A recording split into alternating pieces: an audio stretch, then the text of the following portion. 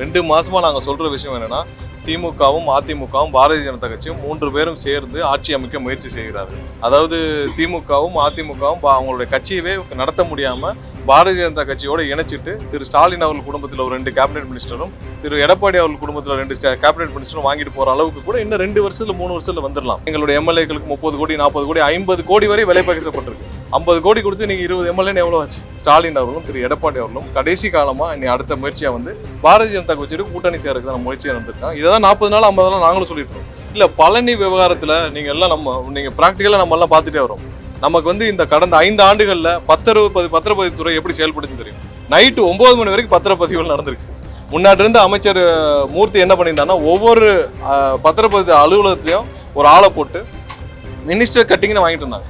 Minister கட்டிங்கு ஏன்னா அதனால தான் ஒரு 1 லட்ச ரூபாய்க்கு பத்திரம் முடிச்சிங்கன்னா 20,000 லஞ்சமா போகும். நீங்க லேண்ட் கிராபிங்னே ஒரு செல்லு வச்சிருந்தது திமுக தான்.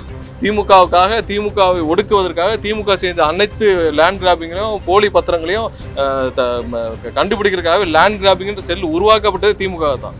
ஒரு காவல்துறையிலையோ இல்லை காவல் நிலையங்கள்லையோ இல்லை ஏதாவது சிறையிலையோ மரணங்கள் ஏற்பட்டால் முன்னாடி இருந்த அரசுகள் எப்படி செயல்படுச்சு, எவ்வளவு மூடி மறைச்சது. எஃப்ஐஆரே போடல. எஃப்ஐஆர் போறதுக்கு 1 வாரம் 10 நாள் ஆகும். யாராவது கைது செய்யப்பட்டிருக்காங்களா? எந்த இடத்திலும் இந்த அரசு ஏதாவது தவறு செய்தால் அவர் தவறுக்கு துணை போறதுக்கான அரசு இல்லை. கண்டிப்பா தவறு செய்தால் அவர் மீது 100% நடவடிக்கை. தெளிவா சொல்லியாச்சு. பர்சன்டேஜ்ன்ற ஒண்ணு இந்த அரசுல கிடையாது. 100% இந்த அரசுல பர்சன்டேஜ்ன்ற ஒண்ணு எந்த இடத்துலயும் கிடையாது. அதை மீறி யாராவது தவறு செய்தால் அரசின் கவனத்திற்கு கண்டிப்பா கொண்டு வந்தாங்க. அரசு வந்து 2 மாசம் கூட ஆகல. நாங்க யாரும் கமிஷன் கேட்கவில்லை. இந்த அரசு யாருக்கும் கமிஷன்ற வார்த்தை இந்த அலுவலகத்துக்குள்ள தலைமைச் செயலர் எங்கேயும் கிடையாதுன்னு தெளிவா சொல்லியாச்சு. அனைவருக்கும் வணக்கம். நீங்க கடந்த ஒரு சில நாட்களுக்கு முன்னாடி நாகர்கோவில் நடந்த அந்த சிறையில் நடந்த மரணம். ஸோ எந்த வகையிலையும் நம்மளுடைய முதல்வர் ஏற்கனவே கொடுத்த டைரக்ஷன் படி எந்த இடத்துலையும் ஏதாவது போலீஸ் ஸ்டேஷன்லையோ இல்லை சிறையிலையோ ஏதாவது காவல்துறையோ இல்லை அங்கே இருக்கிற சிறைத்துறை வார்டன்களோ ஏதாவது தவறு செய்து அதனால் ஒரு மரணம் ஏற்பட்டால் எந்த இடத்துலையும் கண்டிப்பாக இந்த அரசு கடுமையான நடவடிக்கை எடுக்கும். அதில் எந்த மாற்று கருத்தும் கிடையாது. அதில் என்ன லீகல் ப்ரொசீஜரோ என்னவோ இதுக்கு முன்னாடி இருந்த அரசுகள்லாம் வந்து அதை மூடி மறைக்கவும் அதனால கெட்ட பேர் வரும் அப்படின்னு சொல்லி மூடி மறைக்கிற வேலைகளும் இதை செய்வாங்க. ஆனால் முதல்வர் இதில் வந்து தெளிவாக சொல்லியிருக்கிறார், தவறு நடந்திருக்கும் பட்சத்தில் எங்கே இருந்தாலும் உடனடியாக நடவடிக்கை எடுக்கணும். யார் சம்மந்தப்பட்ட யாராக இருந்தாலும் அவர் மீது கடுமையான நடவடிக்கை எடுக்க வேண்டும் என்று முதல்வர் உத்தரவு பேரில் 2 நாட்களுக்கு முன்னே வந்து வழக்குகள் பதிவு செய்யப்பட்டு அதில் யார் சம்மந்தப்பட்டாலும் அவர்கள் அனைவரும் கைது செய்யப்பட்டார்கள். எல்லா வழக்குகளும் இந்த முன்னாடி பல வழக்குகள் இதெல்லாம் தேங்கி கிடந்த வழக்குகள் எல்லாமே இப்போ லாக்அப் பண்ணாங்க. எல்லாத்துலையும் சார்ஜ் ஷீட் ஃபைல் பண்ணுற வேலையும் போயிட்டுருக்கு. ஸோ எந்த இடத்துலையும் இதில் யாரையும் காப்பாற்றும் எண்ணம் இல்லை. ஏன்னா இதில் சிறைத்துறையிலையோ இல்லை சிறையிலையோ இல்லை வேற இடத்துலையோ வந்து போலீஸ் ஸ்டேஷன்லையோ லாக்அப்லையோ மரணம் நடந்தால் கண்டிப்பாக இந்த அரசு எந்த விதத்திலும் பாதிக்கப்பட்டவர்களுடன் தான் இருக்கும். இதில் எந்த இடத்துலையும் மூடி மறைக்கிற வேலையே இல்லை. ஸோ அதில் நிறைய தவறான தகவல் இருக்குது. இப்போ இதுலேயும் புழல்லையும் 2 நாட்களுக்கு முன்னாடி ஒரு மரணம் ஏற்பட்டிருக்கு. அதுக்கும் வந்து விசாரணை நடைபெற்று வருது. இதுவரை அந்த மாதிரி அவர் வந்து மரணம் குறித்து இன்றைக்கி தான் போஸ்ட்மார்ட்டம் ரிப்போர்ட்டில் நடந்துட்டு இருக்கும். முடிஞ்ச பிறகு அனைத்தையும் விரிவாக விசாரிக்கப்பட்டு அதில் இது வரைக்கும் நாங்கள் உள்ளே நடத்த விசாரித்தபடி எந்த தவறும் இல்லை. அவருக்கு ஏதோ உடல்நலம் பாதிக்கப்பட்டிருந்தாருன்னா அதையும் ஏதாவது தவறுகள் இருந்தாலும் கண்டிப்பாக கடுமையான நடவடிக்கை எடுக்கப்படும். அதில் எந்த மாற்று கருத்தும் இல்லை. அமைச்சரவை கூட்டம் பட்ஜெட்டுக்கு முன்னாடி நடக்கிற ரெகுலர் கூட்டம் தான். அதில் உள்ள இருக்கிற விஷயங்கள் வந்து நிறைய பட்ஜெட் குறித்த கூட்டங்கள் தான். வெளியில் விவாதிக்க முடியாது உள்ள இருக்கிற கூட்டங்கள். ஸோ அதில் விரிவாக அது சம்மந்தமாக பட்ஜெட்டில் எப்படி முடிவு எடுக்க பண்ணுறது கூட்டம் இல்லை. இது பட்ஜெட் சம்மந்தப்பட்ட கூட்டம். பட்ஜெட் முடிவுகள் எப்படி எடுக்கணும், பட்ஜெட் எப்படி தாக்கல் செய்யணும், எவ்வளவு அதில் நிதிநிலை அறிக்கை கொடுத்த கூட்டம். ஸோ அதில் இன்னும் விரிவாக திட்டங்கள் சமர்ப்பிக்கப்பட்டு அதன் மூலமாக தான் வந்து பட்ஜெட்டில் தாக்கல் செய்யணும். அதுவரை இது வெளியில் பேச முடியாது. விஷயம் வந்து இப்போ வந்து மேடையில் பேசுறாரு, 6 மாதத்துல சிஎம்மா ஸ்டாலின் வந்துருவாரு, திருச்சி சிவா மத்திய அமைச்சராக வருவாங்க. கேடி ராஜேந்திர பாலாஜி அதிமுகல இருந்து வந்து இந்த மாதிரி வந்து ஸ்டாலின் கோபம் வரல, கோபம் வந்தா இந்த ஆட்சிக்கு வந்து இதுதான் நாங்களும் 2 மாசமா சொல்லிட்டு இருக்கோம். 2 மாசமா நாங்க சொல்ற விஷயம் என்னன்னா, திமுகவும் அதிமுகவும் பாரதிய ஜனதா கட்சியும் 3 பேரும் சேர்ந்து ஆட்சி அமைக்க முயற்சி செய்கிறார்கள். இன்னும் அதிகபட்சமா அடுத்த 1 வருஷத்துக்கு அப்புறம் நடக்க போறதையும் சொல்லியிருந்தோம். அதாவது திமுகவும் அதிமுகவும் அவங்களுடைய கட்சியவே நடத்த முடியாம பாரதிய ஜனதா கட்சியோட இணைச்சிட்டு திரு ஸ்டாலின் அவர்கள் குடும்பத்தில் ஒரு 2 கேபினெட் மினிஸ்டரும் திரு எடப்பாடி அவர்கள் குடும்பத்தில் 2 கேபினெட் மினிஸ்டரும் வாங்கிட்டு போற அளவுக்கு கூட இன்னும் 2 வருஷத்துல 3 வருஷத்துல வந்துடலாம். ஏன்னா அவங்களுடைய கட்சியை நடத்தும் எண்ணம் இல்லை, கட்சியை காப்பாற்றும் எண்ணம் இல்லை. இன்னைக்கு வந்து புரட்சி தலைவர் ஒரு உருவாக்கின கட்சி, அம்மா உருவாக்கின கட்சி மொத்தமா அடமானம் வச்சுட்டு அவர் என்ன செய்யறாருன்னு தெரியாமல் ஓரளவு ஒரு லெட்டர் பேடு மட்டும் ஒரு கட்சி அலுவலகம் இருந்தால் காப்பாற்றக்கூடிய நம்ம காலத்தை தள்ளக்கூடிய நிலைமையில திரு எடப்பாடி வந்து விட்டார். திரு ஸ்டாலின் அவர்கள் வந்து இந்த கட்சி என்ன பண்ணணும் இல்ல யாரை நம்பி கொடுக்கணும் எதுவுமே தெரியாமல் அவரும் நிற்கிறார். அவங்களுக்கு தேவை இப்போ ஒரு 5 வருஷத்துக்கு காலத்தை ஓட்டுவதற்கு ஒரு இடம். அதனாலதான் பாரதிய ஜனதா கட்சியோட கூட்டணி போறாங்க. இந்த முயற்சியில தான் அவங்க வந்து 45 நாட்கள் 50 நாட்களாக எங்களுடைய எம்எல்ஏக்களை விலைக்கு வாங்கும் முயற்சிகள் அவங்க வந்து நிறைய பேர் கைது செய்யப்பட்டே வராங்க. நீங்க பார்த்துருப்பீங்க. அவ்வளவு எங்களுடைய எம்எல்ஏக்களுக்கு 30 கோடி 40 கோடி 50 கோடி வரை விலை பேசப்பட்டிருக்கு. 50 கோடி கொடுத்து நீங்க 20 எம்எல்ஏன்னு எவ்வளவு ஆச்சு? ஸோ இந்த அளவுக்கு பணம் கொடுத்து இவங்களை வந்து விலை பேசும் அளவிற்கு இன்னமும் அந்த முயற்சியை தினமும் செஞ்சுக்கிட்டு தான் இருக்கிறாங்க. அது இல்ல அந்த முயற்சியை தினமும் செஞ்சுக்கிட்டு தான் இருக்காங்க.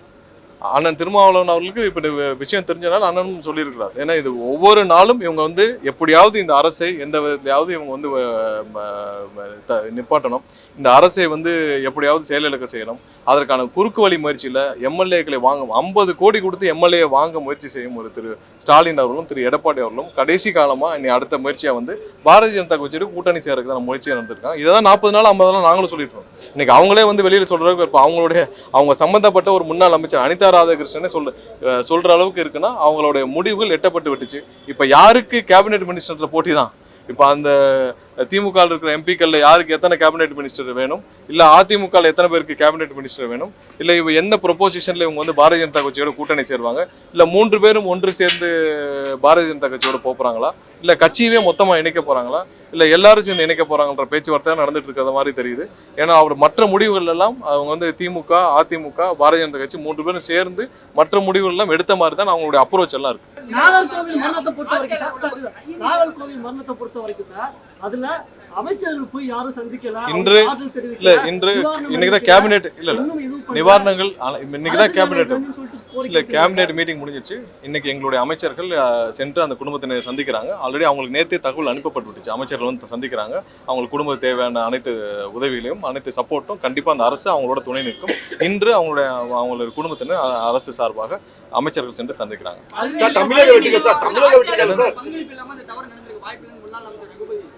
இல்ல பழனி விவகாரத்துல நீங்க பிராக்டிகலா நம்ம எல்லாம் பார்த்துட்டே வரோம். நமக்கு வந்து இந்த கடந்த 5 ஆண்டுகள்ல பத்திரப்பதிவுத்துறை எப்படி செயல்படுச்சுன்னு தெரியும். நைட்டு 9 மணி வரைக்கும் பத்திரப்பதிவுகள் நடந்திருக்கு. கடந்த 5 ஆண்டுகள்ல பத்திரப்பதிவுத்துறை யார்கிட்ட இருந்துச்சு? மூர்த்திகிட்ட இருந்துச்சு. இந்த பத்திரப்பதிவுத்துறை எப்படி நடந்துச்சு? நைட்டு 9 மணி 10 மணி வரைக்கும் பத்திரப்பதிவு நடந்திருக்கு. எக்ஸசிவ் பத்திரப்பதிவு நடந்திருக்கு. எவ்வளவு நீங்க என்ன பண்ணாலும் நீங்க போய் பத்திரம் முடிக்கிற நிலைமையில தான் இருந்துச்சு. எவ்வளவு நீங்க டைட் பண்ணாலும் இன்னைக்கு இருக்கிற பத்திரப்பதிவுக்குள்ள பெரும்பாலான ரெஜிஸ்ட்ரார்ஸோடைய நிலைமை என்னன்னா அவங்க யாரும் ப்ராப்பரா ரிட்டையர்ட் ஆக கூட முடியாத அளவுக்கு தான் அவங்க ரெஜிஸ்ட்ரார்ஸோடைய அவ்வளோ கேசஸ் பெண்டிங் கேசஸ் இன்னைக்கு இருக்கிற பத்திரப்பதிவு இருக்கிற ரெஜிஸ்ட்ரார்ஸ்ல இருக்கு. மேக்ஸிமம் புறையோடிக்கு இருக்கிற ஒரு துறைனா பாத்தீங்கன்னா பத்திரப்பதிவுத்துறை. அவ்வளோ லஞ்சம் லாவண்யம். முன்னாடி இருந்த அமைச்சர் மூர்த்தி என்ன பண்ணியிருந்தாங்கன்னா ஒவ்வொரு பத்திரப்பதிவு அலுவலகத்திலையும் ஒரு ஆளை போட்டு மினிஸ்டர் கட்டிங்னு வாங்கிட்டு இருந்தாங்க. மினிஸ்டர் கட்டிங்க்கு ஏன்னா அதனாலதான் ஒரு 1 லட்ச ரூபாய்க்கு பத்திரம் முடிச்சிங்கன்னா 20,000 லஞ்சமா போகும். 1 லட்ச ரூபாய்க்கு வீடு விற்கிறவங்க ஒரு இடம் விற்கிறவங்க கஷ்டத்தினால அவங்கள ஒரு வீட்டில் ஒரு கல்யாணம் ஒரு காது குத்துன்னு ஒரு கஷ்டத்தில் பிள்ளைகளை படிக்க வைக்கணும். 1 லட்ச ரூபாய்க்கு ஒரு இடத்த வைப்பாங்க. அதுக்கு 20,000 ரூபாய் கட்டிங் போகும். அதில் மினிஸ்டர் கட்டிங்னு அங்கேயே ஆளை போட்டு வச்சிருந்தாங்க. ஸோ அவ்வளோ மோசமான இந்த துறை. இப்போ இந்த அரசு வந்த பிறகு அவ்வளோ சீரமைப்புகள் செய்யப்பட்டிருக்கு. ஒவ்வொரு இடத்துல சீரமைப்புகள் செஞ்சுட்டு இருக்கு. இதுல புறம்போக்கு நிலங்கள் பட்டா போறதா இருக்கட்டும், ஏரிய பட்டா போறதா இருக்கட்டும், இல்ல அது இல்லாமல் பத்திரப்பதிவு துறையில எங்கெங்கெல்லாம் வந்து கேப் இருக்கோ எல்லா இடத்துலையும் பத்திரப்பதிவுகள் அவ்வளவு நடந்திருக்கு. இதை எல்லாத்தையும் சீரமைக்கிற வேலைகள்ல இந்த அரசு வந்த பிறகு அந்தந்த துறை அமைச்சர் செஞ்சுட்டு இருக்காங்க. அதுல ஒரு ஒன் ஆஃப் தட் தான் வந்து இந்த கோயில் நிலங்களை அத்தனையும் மீறி அன்னைக்கு அந்த ஜேசி வந்து நாங்கள் அதுக்கப்புறம் அதெல்லாம் பார்த்தோம். அந்த ஜேசி தொடர்ந்து அந்த ரெஜிஸ்ட்ராருக்கு வந்து இதை பதிவு செய்யக்கூடாதுன்னு லெட்டர் அனுப்பிச்சுட்டே வர்றாரு. அதையும் மீறி அந்த பத்திரப்பதிவில் இருக்கிற ஒரு நாளில் வந்து ஏன்னா இன்றைக்கி இருக்க பெரும்பாலான பத்திரப்பதிவு ரெஜிஸ்ட்ரார்ஸில் என்ன ப்ராப்ளம்னா அவங்கள அவ்வளோ கேஸ் இருக்குது. யார் ரிட்டையர் ஆகிற எண்ணம் கூட கிடையாது. எப்போ வந்தாலும் இப்போட நின்றுட்டு போகிறான்ற சஸ்பெண்ட் ஆனால் கூட அப்படியே போகலான்ற நிலைமையில தான் எல்லாரும் வேலை பார்த்துருக்காங்க. அவ்வளோ பணங்கள் புலங்குற இடம். ஸோ அதை முழுவதுமாக சீரமைக்க வேண்டிய நேரம் இது. கண்டிப்பாக இந்த அரசு முழு கவனம் செலுத்தும். அதில் ஒரு விஷயம், எந்த விதத்திலும் இதில் அரசுலையோ அரசு சார்ந்த எந்த அதிகார மையத்திலையோ யாருக்கும் தொடர்பு கிடையாது. 100% இதில் விசாரணை பெரிய லெவலில் எந்த லெவலில் வேணாலும் விசாரணை நடத்தப்படும். யார் சம்மந்தப்பட்டிருந்தாலும் கண்டிப்பாக கைது செய்யப்பட்டிருவாங்க. ஏன்னா இதில் பத்திரப்பதிவில் கேன்சல் செய்யப்பட்டிருக்கு. ஒரே நாளில் அந்த நபர் வந்து 3-4 மாதங்களாக 1 வருஷம் அந்த சம்மந்தப்பட்ட 2 பேர் வந்து நாங்களும் தெளிவாக விசாரிச்சு விட்டோம். அந்த 2 நபர்களும் அவங்க வந்து இதே வேலை தான் அவங்க வந்து போலி பத்திரங்கள் போகிற நபர்கள் தான். இது அந்த ஊரில் மட்டும் இல்லை, எல்லா ஊர்லேயும் இருக்குது. நீங்கள் லேண்ட் கிராபிங்னே ஒரு செல்லு வச்சிருந்தது திமுக தான். திமுகவுக்காக, திமுகவை ஒடுக்குவதற்காக திமுக செய்த அனைத்து லேண்ட் கிராபிங்களையும் போலி பத்திரங்களையும் கண்டுபிடிக்கிறதுக்காக லேண்ட் கிராபிங்ன்ற செல் உருவாக்கப்பட்டது திமுக தான். இன்னைக்கு கடந்த 5 ஆண்டுகள்ல இவங்க இருந்தப்போ எவ்வளவு திருவள்ளூர் முழுவதும் லேண்ட் போலி பத்திரங்கள், எங்க பெரும்பாலான இடங்கள்ல திமுகவும் திமுக சார்ந்த நபர்களும் அவ்வளவு போலி பத்திரங்கள் போட்டிருக்காங்க. எல்லா இடத்துலையும் ஊருக்கு 2 பேர் 4 பேர் வளர்த்து அங்கங்க இருக்கிறவங்க அனைவரும் திமுக சார்ந்தார்களும் இந்த மாதிரி வேலையை செஞ்சுட்டு இருக்காங்க. கீழே எல்லா லெவலையும் அதை சீரமைக்க வேண்டிய வேலைகள் இருக்கு. அந்தந்த துறை அமைச்சர் முழுமையா ஈடுபட்டு இருக்காங்க. எந்த அளவிலும் இந்த அரசு எந்த ஒரு ரூபாய் கூட அந்த அரசு சார்பாக எதிலையும் அதில் ஈடுபடுத்தப்படவில்லை. முழு அளவில் விசாரணை நடந்துட்டு இருக்கு. இது ஒரு பத்திரம் மட்டும் இல்லை, இது மாதிரி நிறைய பத்திரங்கள் அங்கங்க இப்படிதான் இருக்கு. யாராவது கவனத்துக்கு வந்தா கண்டிப்பா கொடுங்க. அது பத்திரம் ரத்து செய்யப்படும், கடுமையான நடவடிக்கை எடுக்கப்படும். அது சம்பந்தப்பட்ட நபர்கள் அனைவரும் கைது செய்யப்படுவார்கள். நிறைய பேர் என்ன லேண்ட் கிராபிங் செல்ல போய் கம்ப்ளைண்ட் கொடுக்கவே தெரியாம இருக்காங்க. இப்போ எனக்கு வருது நிறைய, இப்போ லா டிபார்ட்மெண்ட் சொல்லிட்டு நிறைய பேர் என்கிட்ட இந்த மாதிரி போலி பத்திரம் பண்ணிட்டாங்க. எல்லாருக்கும் நாங்கள் இங்கேருந்தே ஃபார்வர்ட் பண்ணி அந்தந்த எஸ்பிக்கு ஃபார்வர்ட் பண்ணி கடுமையான நடவடிக்கை எடுக்க சொல்லி லேண்ட் கிராபிங் பண்ணிருக்கோம் இப்போ கடந்த 5 வருஷமா பண்ணதில்லை. ஸோ இது மாதிரியான நிறைய விஷயங்கள் பத்திரப்பதிவுத்துறையில் கண்டிப்பாக கடந்த 5 ஆண்டுகள் அவ்வளவு தூரம் மோசடி செய்யப்பட்ட, அவ்வளவு தூரம் பண வசூல் செய்யப்பட்ட ஒரு துறை.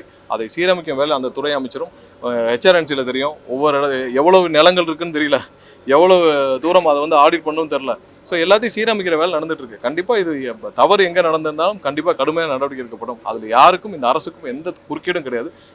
இதில் சம்மந்தப்பட்ட முழு விசாரணை முழு சுதந்திரத்தோடு அங்கே இருக்க காவல்துறை செஞ்சுட்டு இருக்காங்க. கண்டிப்பாக யார் சம்மந்தப்பட்டதாலும் 100% கைது செய்யும். காவல் மரணங்கள் நடந்தா அது அரசின் நிர்வாக தோல்வி, ஒரு அரசின் தோல்வின்னு இங்க பாருங்க, யார் இங்க பாருங்க, இல்ல ஒரு இடத்துல இல்ல, இங்க பாருங்க, ஒரு காவல்துறையிலயோ இல்ல காவல் நிலையங்கள்லயோ இல்ல ஏதாவது சிறையிலயோ மரணங்கள் ஏற்பட்டால் முன்னாடி இருந்த அரசுகள் எப்படி செயல்படுச்சு, எவ்வளவு மூடி மறைச்சது. எஃப்ஐஆரே போடல, எஃப்ஐஆர் போறதுக்கே 1 வாரம் 10 நாள் ஆகும். யாராவது கைது செய்யப்பட்டிருக்காங்களா? எந்த இடத்திலும் இந்த அரசு ஏதாவது தவறு செய்தால் அவர் தவறுக்கு துணை போறதுக்கான அரசு இல்லை. கண்டிப்பா தவறு செய்தால் அவர் மீது 100% நடவடிக்கை. ஊராட்சி மன்ற தலைவர் தாவேக்கு நடவடிக்கை எடுத்தீங்க. ஆனா நிறைய மற்ற கட்சியை சேர்ந்தவங்க தொடர்ந்து அந்த இதுல சிக்கிட்டு வராங்க. நகராட்சியிலும் சரி, மாநகராட்சியும் சரி, பல்வேறு ஊழல் குற்ற மற்ற கட்சிகள் நடவடிக்கை எடுக்க இல்ல. எங்கெங்கெல்லாம் கம்ப்ளைண்ட் இருக்கோ நடவடிக்கை எடுக்கலாம். கம்ப்ளைண்ட் இல்லாம நீங்க ஒரு அனானிமஸா எடுக்க முடியாது. எங்கெங்கெல்லாம் கம்ப்ளைண்ட் இருக்கோ, அது ஊழலுக்கு யாராவது லஞ்சம் வாங்கினாங்களா, ஒரு டோல் ஃப்ரீ நம்பர் கொடுத்துருக்கு, நம்பருக்கு நீங்க ஃபோன் நம்பர் கொடுத்துருக்கு, அதுல ஃபோன் பண்ணி சொல்லுங்கன்னு சொல்லியாச்சு. ஒவ்வொரு துறையிலும் ஏதாவது லஞ்சங்கள் இருக்கா, யாராவது கேட்கிறாங்களா, அந்தந்த துறையில இமெயில் ஐடி கொடுத்துருக்காங்க, எல்லாம் போடுங்கன்னு சொல்லிட்டாங்க. எல்லா துறைகள்லையும் தெளிவா சொல்லியாச்சு. பர்சன்டேஜ்ன்ற ஒண்ணு இந்த அரசுல கிடையாது. 100% இந்த அரசுல பர்சன்டேஜ்ன்ற ஒண்ணு எந்த இடத்துலயும் கிடையாது. அதை மீறி யாராவது தவறு செய்தால் அரசின் கவனத்திற்கு கண்டிப்பா கொண்டு வந்தாங்க. அரசு 2 மாசம் கூட ஆகல, 2 மாசத்துல எல்லா இடத்துலயும் எனக்கு ஹவுசிங் டிபார்ட்மெண்ட்ல இருக்கட்டும், ஹவுசிங் டிபார்ட்மெண்ட்ல முன்னாடி ஸ்கொயர் ஃபீட்டுக்கு எவ்வளவு வாங்கிட்டு இருந்தாங்க, ஒன்னும் ஒளிவு மறைவு இல்லை, நம்ம ஒன்றும் ஒழிச்சு பேசவில்லை. எல்லாருக்கும் தெரியும் ஹவுசிங் டிபார்ட்மெண்ட்ல ஸ்கொயர் ஃபீட்டுக்கு எவ்வளவு வாங்கிட்டு இருந்தாலும் ஊருக்கே தெரியும். பத்திரப்பதிவுத்துறையில ஒவ்வொரு பத்திரத்துக்கும் எவ்வளவு வாங்கிட்டு இருந்தாங்கன்னு எல்லாருக்குமே தெரியும். யாருக்காவது நம்ம ஒன்றும் மறைச்செல்லாம் பேச வேண்டாம். எல்லா இடத்துலையும் எவ்வளவு வந்தாங்க. இந்த சோலாருக்கு நாங்கள் சொன்னோம்ல, 1 மெகாவாட்டுக்கு 25 லட்ச ரூபா சோலாருக்கு, அது கொடுத்தா தான் உங்களுக்கு அப்ளிகேஷன் உள்ள போகும். எல்லாருக்கும் தெரிஞ்சதான், நம்ம ஒன்றும் மறைக்கிறதுக்கு இல்லை. இப்போ இந்த அரசு வந்த பிறகு அனைத்தும் நிறுத்தப்பட்டிருக்கு, எல்லா இடத்துலையும் நிறுத்தப்பட்டிருக்கு. பத்திரப்பதிவுத்துறையில அனைத்து மாறுதல்களும் செஞ்சுக்கிட்டே இருக்காங்க. கண்டிப்பா அதை சீரமைக்க வேண்டிய 100% சீரமைக்க வேண்டிய கட்டாயம் இருக்கு, எல்லா இடத்துலையும் இருக்கு. பொதுமக்களும் உங்களுக்கு யாராவது பணம் கேட்டால், முதல்வர் அன்னைக்கு சொன்னது என்ன, பொதுமக்கள் உங்களுக்கு அரசு துறையில் யாராவது பணம் கேட்டால், லஞ்சம் கேட்டால் கவனத்திற்கு கொண்டு வருவது பொதுமக்களுடைய கடமை. நீங்க பத்திரிகை நண்பர்களுடைய கடமை. நீங்க கொண்டு வாங்க, கண்டிப்பாக 100% நடவடிக்கை எடுக்கப்படும். அதெல்லாம் நிறுத்த வேண்டிய வேலையை தான் அரசு முதல்வர் எங்களுக்கு உத்தரவிட்டிருக்கிறார். அதை தான் 100% நாங்களும் செஞ்சோம்.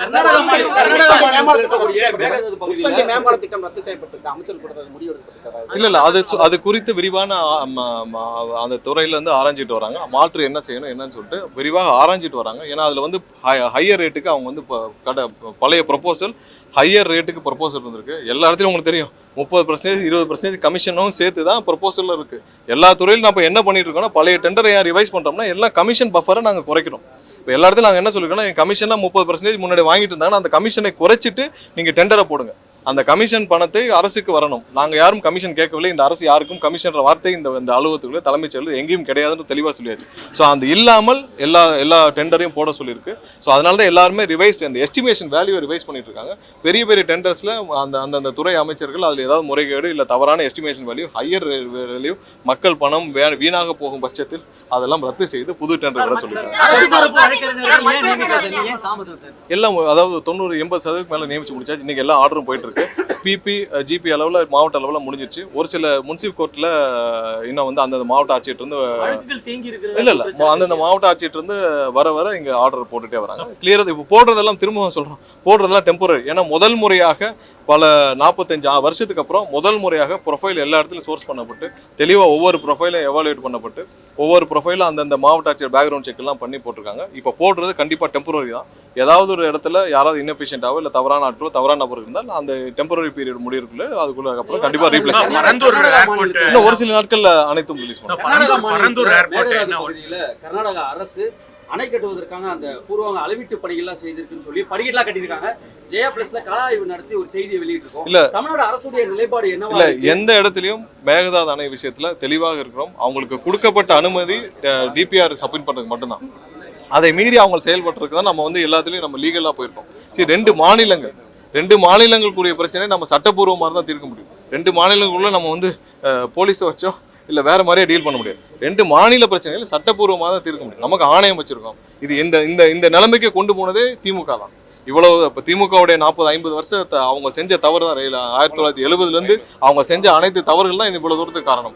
சரி பண்ணுறதுக்கு லீகல் ரெக்டிஃபிகேஷன் தான், லீகலா தான் நம்ம ஸ்டாண்டர்ட் எடுக்கணும். அதுக்கான வேலை படிக்கட்டு அமைத்து அங்க இன்ஜினியர்ஸ் கூட்டி போய் அதற்கான பணிகள்லாம் செஞ்சிருக்காங்க. தமிழ்நாடு அரசு நடவடிக்கை எடுக்கும். இல்ல நம்ம லீகலா தான் நமக்கு அதுக்கான சப்மிஷனை கொடுப்போம். நம்ம அதுக்கான ரெக்டிஃபிகேஷன் கண்டிப்பா மேகதாது அணை கட்டுவதற்கான துளி அளவும் நம்ம வந்து இடம் கொடுக்க போறதில்லை. 100% நமக்கு சட்டப்பூர்வமான நமக்கு அனைத்துக்கும் நமக்கு ஆதரவாக தான் இருக்கு. ஏன்னா அவங்க அதுக்கு மேல கட்டக்கூடாதுன்னு ஃபாரஸ்ட்ல என்விரான்மெண்ட்ல எல்லாத்துக்குமே எதிர்பார்க்கு. நம்ம அந்த அப்ரோச்சில் தான் கண்டிப்பா அதை கட்டவிடாத அளவுக்கு நம்ம 100% நடவடிக்கை எடுப்போம்.